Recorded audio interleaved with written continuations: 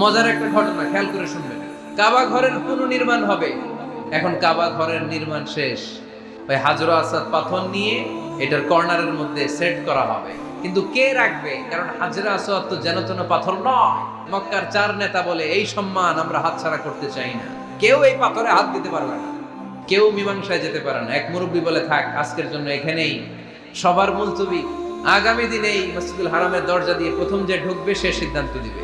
আল্লাহর মেহেরবানি, এর পরের দিন এই পথ দিয়ে ছুটে এসেছে বিশ্বনবী মুহাম্মদ।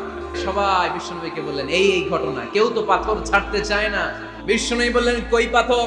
জান্নাতারে বললেন, ও জান্নাতা, কাপড়ের 4 কর্নারে তোমরা ধরো। বিশ্বনবী নিজ হাতে পাথরটা নিয়ে কাপড়ের মাঝখানে রেখে দিলেন। এবার বিশ্বনবী আগে আগে যায়, কাবার কাছে যে বিশ্বনবী আবার নিজ হাতে পাথরটা তুললেন, আবার নিজ হাতে কাবার ভেতরে রেখে দিলেন। পড়েন সুবহানাল্লাহ।